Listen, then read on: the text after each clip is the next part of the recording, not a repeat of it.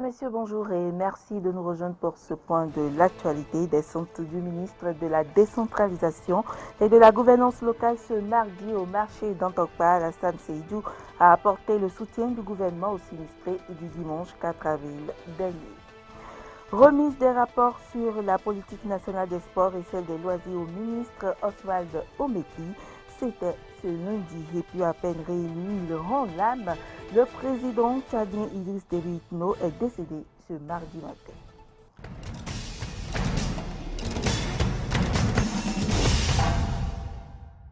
Bienvenue à toutes et à tous. Les victimes de l'incendie survenu le dimanche 4 avril 2021 au marché international d'Antokpa ont reçu la visite du ministre de la décentralisation dans la matinée de ce mardi 20 avril, accompagné du directeur général de la SOGEMA, Alassane Seydou, est allé apporter le soutien du gouvernement aux sinistrés, comme rendu Cano François Mbeli-Rintor et Fiac Voitan.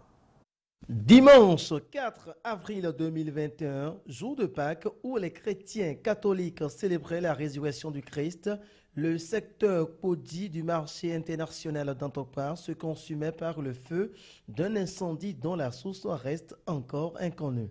Ce mardi 20 avril, le ministre de la décentralisation et de la gouvernance locale, Alassane Seydou, accompagné du directeur général de la SOGEMA, a visité le site du sinistre pour non seulement constater de visu l'ampleur des dégâts, mais aussi leur porter la nouvelle de ce que le gouvernement du président Patrice Talon réfléchit au réaménagement du site pour une reprise dans un bref délai de leurs activités. Le 6 déjà, une délégation gouvernementale était arrivée ici.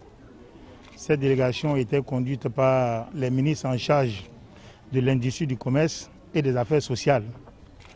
Mais en tant que ministre de tutelle, nous sommes en train de préparer un compte-rendu en bonne et due forme que nous allons présenter au gouvernement. Et pour être sûr du contenu de ce compte-rendu, j'ai tenu, en tant que ministre de tutelle, à venir ici en personne pour voir l'ampleur des dégâts et rencontrer les populations pour leur exprimer une fois encore la compassion du gouvernement et leur exprimer aussi, leur apporter aussi le soutien du gouvernement. Je crois que c'est un dossier qui préoccupe beaucoup tout le gouvernement et en particulier son chef. Après l'étude, des mesures adéquates seront prises pour permettre aux usagers de reprendre leurs activités dans les meilleures conditions. Un geste fortement apprécié par les sinistrés qui l'ont exprimé à travers la voix de leur représentant Johnson Essou. Nous remercions le ministre qui est là ce matin parce qu'il a vu de ses propres yeux ce qui s'est passé sur le terrain. Nous remercions principalement notre DG. Le ministre est arrivé ce matin. Donc le message qui nous a amené, c'est que le président de la République, qui est en train de faire tout, nous a promis de nous aider. Comme c'était passé pour que nous retrouvions nos boutiques et nos magasins et pour que nous trouvions des moyens financiers pour encore continuer nos marchés. Que le Dieu Tout-Puissant soit avec eux et le Saint-Esprit leur inspire beaucoup de plus pour qu'ils fassent ce qu'ils nous ont promis ce matin. D'autres doléances ont été formulées par les victimes au ministre qui, à son tour, a fait des promesses. Il ne reste qu'à joindre l'acte à la parole pour que le secteur Podi du marché international d'Antokpa retrouve son ambiance habituelle. Le président du parti politique Mouvement des élites engagées pour l'émancipation du Bénin, Moël Bénin, et une délégation du bureau politique étaient ce lundi 19 avril au chevet des éléments des forces de défense et de sécurité blessés lors des événements préélectoraux à l'hôpital d'instruction des armées. Jacques Ayadi a tenu des propos d'apaisement et réconfortants à l'endroit des militaires blessés. À l'issue de la visite, le secrétaire général de Moël Bénin a lu une déclaration à la presse. Béo Séfis Aguia au micro de Moriagoua et Denis Marouya. Le parti Mouvement des élites engagées pour l'émancipation du Bénin est venu compatir ce lundi 19 avril 2021 à la douleur des garants de l'intégrité de notre État et de notre sécurité collective, atteints et humiliés par la furie meurtrière et barbare de gens sans foi ni loi. Moelle Bénin note avec amertume et effroi que les manifestants pacifiques évoqués par certains étaient plutôt des mercenaires d'une autre époque, commis pour mettre à mal la paix et la quiétude collective. Il conviendra de retrouver tous ceux qui se sont mis en travers de ce qui organise et régit notre vivre ensemble. Justice doit être faite. Les acteurs directs et leurs promoteurs, visibles ou invisibles, devront répondre de leur forfaiture à la hauteur de la souillure jetée sur la République. La survenue et la récurrence de ce genre d'événements malheureux, presque dans les mêmes localités, sont très déplorables et invitent les acteurs politiques de l'opposition radicale actifs dans ces régions à se remettre en cause. Le champ des luttes politiques ne doit pas se déplacer sur l'espace public avec les conséquences de troubles à l'ordre public, de destruction d'édifices publics et privés et surtout d'exposition des paisibles populations. Notre pays a, à plusieurs occasions, déjà dit non à ces élans qui sont en marge de la construction de l'État-nation. C'est cet héritage que nous devons préserver et transmettre à la postérité. C'est avant tout une exigence citoyenne et patriotique. Et puis, cérémonie de remise des rapports sur la politique nationale des sports et celle des loisirs au ministre Osvaldo Meki ce lundi 19 avril 2021. C'était en présence des cadres du ministère et des présidents des fédérations. Le point avec Moriagua et Romaric Devouchi. Installé le 7 juillet 2020 sous la supervision de Julien Minavoa, ce comité avait à charge l'élaboration des documents sur la politique nationale des sports et la politique nationale des loisirs. Dans sa prise de parole, le président du comité s'est dit fier d'avoir travaillé avec des membres compétents. Vous avez mis en place une équipe, on ne saurait plus que jamais, cohérente. Une équipe constituée de personnes vraiment de haute compétence et volontaristes. J'ai été fier d'avoir eu à travailler avec ces personnalités et devant vous, publiquement, je leur dis merci. L'ensemble des rapports comporte 4 livres sur lesquels est revenu le rapporteur général du comité. Le livre premier présente la forme d'organisation des activités physiques et sportives, énonce les rôles respectifs de l'État, des collectivités territoriales, des fédérations sportives, des ligues, des associations, des sociétés sportives et des organismes de représentation et de conciliation. Le livre 2, en désignant les acteurs sportifs, organise l'enseignement du sport et introduit les instruments de catégorisation des sportifs. Il formule le mode de gestion des associations de supporters et régule la santé des sportifs et la lutte contre le dopage. Le livre 4 évoque la question du financement du sport et renvoie à la prise d'une loi spécifique. Pour Osvaldo Meki, le sport permet de révéler même les pays les plus pauvres. Selon lui, rien n'a été fait encore. Notre ambition n'est pas une ambition sous-régionale. Il y a bien des continents où certains pays, tout seuls, par leur sérieux, ont réussi à se hisser dans le concert des nations, bien qu'autour d'eux, il y ait des pays qui ne soient pas au même niveau. C'est la même ambition que nous avons. Faire du Bénin un pays d'Afrique, c'est vrai, ça ne changera pas, mais un pays d'Afrique qui tutoie les grands pays du monde, dans tous les domaines, et notamment dans le domaine sportif, où nous le savons, la bonne organisation, la rigueur, la méthode, la discipline, la bonne planification des investissements donnent forcément des résultats. Grâce à l'élaboration de ces documents, le Bénin dispose désormais d'une politique de gestion du monde sportif et de loisirs. L'actualité sur le continent, Idriss Déby, président tchadien, réélu, est décédé ce mardi. Il a succombé à des blessures survenues au cours d'une opération militaire. Il a été réélu pour un 6e mandat avec près de 80% des suffrages. Dans un climat d'affrontement, une offensive avait été lancée pour contester cette réélection. Reportage. Un résultat sans surprise au Tchad. Ce lundi, la Commission électorale nationale indépendante a rendu public les résultats provisoires de l'élection présidentielle. Et selon cette instance, Idriss Déby, candidat du mouvement patriotique du salut, aurait été réélu avec plus de 79% des voix. Idriss Déby Itno, 3 663 431, soit 79,32%. Idriss Déby vers un 6e mandat à la tête du pays depuis 30 ans. Il concourait face à 9 prétendants, dont 3 ont annoncé leur retrait afin d'appeler au boycott du scrutin et dénoncer la répression des marches pacifiques organisées depuis plusieurs mois. Une mobilisation qui réclamait une alternance au pouvoir. Malgré ce contexte, le taux de participation serait de 64%, toujours selon la commission électorale. Un chiffre dont se félicite le parti du président. Nous fêtons une belle victoire au premier tour, mais nous avons aussi une pensée très forte pour nos frères, nos camarades, soldats de l'armée tchadienne, qui sont tombés sur le champ d'honneur pour défendre la paix, la démocratie et la continuité des institutions de l'État. En effet, l'élection présidentielle a été entachée par une attaque dans le nord du pays. Le 11 avril dernier, le FACT, Front pour l'alternance et la concorde au Tchad, a lancé une offensive et atteint le territoire tchadien depuis la Libye. Selon les autorités, un important dispositif a permis de les neutraliser.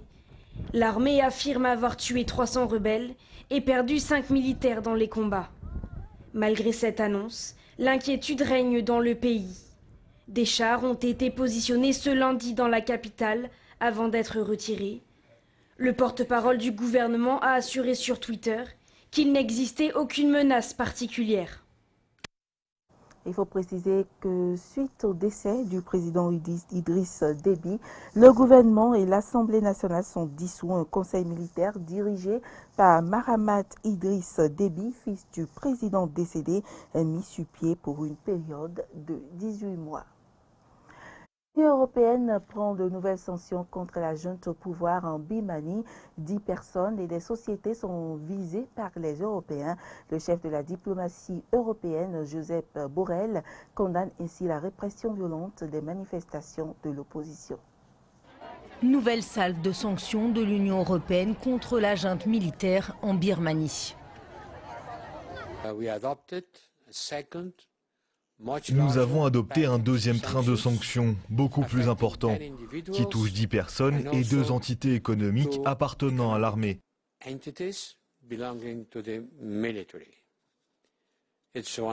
est une fois de plus évident que l'aide humanitaire à la population birmane doit être augmentée. Nous avons décidé de l'augmenter de 9 millions d'euros, mais l'important est de mettre fin à la répression. En mars, l'UE avait déjà imposé des sanctions contre 11 personnes liées au pouvoir. Un embargo sur les ventes d'armes à destination de la Birmanie a également été décrété. Des sanctions contre certains membres de l'état-major birman ont aussi été maintenues. L'objectif, condamner la répression violente des manifestations antigouvernementales qui perdurent dans le pays depuis le coup d'État du 1er février. Nous avons entamé le processus de mise en œuvre de nouvelles sanctions contre la junte militaire ainsi que certains individus et 2 conglomérats économiques soutenus par l'armée que nous sanctionnons.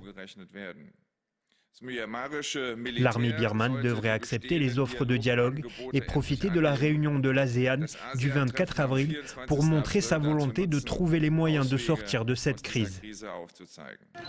Un sommet à Jakarta en Indonésie auquel la junte devrait prendre part. De leur côté, le secrétaire général de l'ONU, Antonio Guterres, et son prédécesseur, Ban Ki-moon, appellent ce lundi l'ASEAN à agir en faveur d'une issue pacifique de cette crise. Au moins 737 personnes ont été tuées et plus de 3000 arrêtées, selon l'association d'assistance aux prisonniers politiques. La France porte une lourde responsabilité dans le génocide prévisible des Tutsis en 1994 au Rwanda. C'est la conclusion d'un rapport commandé par les autorités rwandaises et remis au président Paul Kagame ce lundi. Une nouvelle enquête aux conclusions similaires à un rapport publié au début du mois d'avril. La France, une nouvelle fois pointée du doigt pour son rôle dans le génocide des Tutsis au Rwanda. Une enquête menée par un cabinet d'avocats américains à la demande des autorités rwandaises estime que la France a rendu possible le génocide qui a coûté la vie à près de 800 000 personnes en 1994. C'est la deuxième fois en moins d'un mois que l'attitude du gouvernement français de l'époque est remise en cause. Tout comme le rapport Duclerc remis à Emmanuel Macron, le cabinet d'avocats n'a pas pu produire de preuves de la complicité des responsables français. Mais le rapport Muse, publié ce lundi, semble plus sévère que la commission d'historiens français vis-à-vis de l'implication de Paris. Seul l'État français a été un collaborateur indispensable dans l'établissement d'institutions qui deviendraient des instruments du génocide. Aucun autre État étranger n'avait connaissance du danger représenté par les extrémistes rwandais, tout en appuyant ces mêmes extrémistes. Le rôle du pouvoir français a été singulier. Pourtant, l'État français n'a toujours pas reconnu son rôle et ne s'en est toujours pas officiellement excusé. Le rôle de la France est au cœur des tensions diplomatiques entre Paris et Kigali depuis 27 ans. La normalisation des rapports entre les deux pays était l'une des motivations d'Emmanuel Macron lors de l'ouverture des archives de l'Élysée qui a permis la rédaction du rapport Duclerc. De son côté, le gouvernement rwandais salue la volonté des deux pays d'avancer dans la même direction. Ces deux commissions ont analysé des faits historiques, analysé les archives qui ont été mises à leur disposition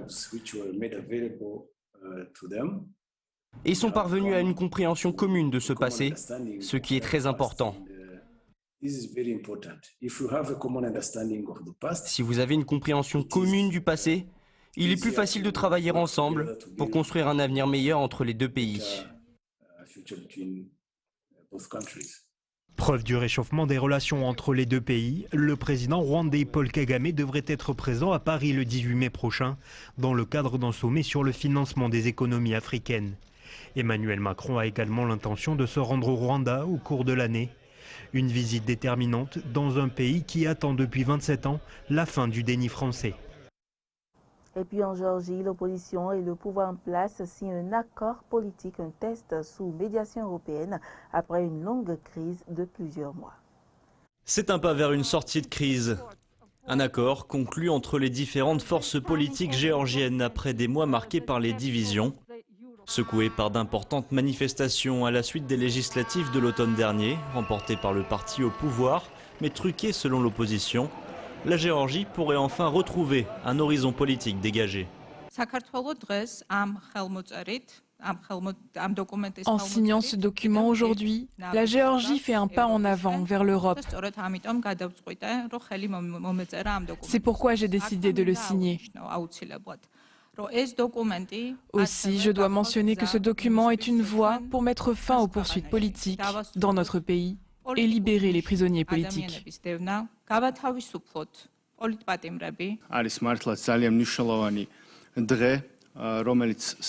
un jour très important qui est lié au renforcement de la démocratie en Géorgie et les réformes démocratiques fondamentales que nous avons menées avec les citoyens et les partenaires nous donnent la possibilité d'avoir un parlement multipartite et représentatif.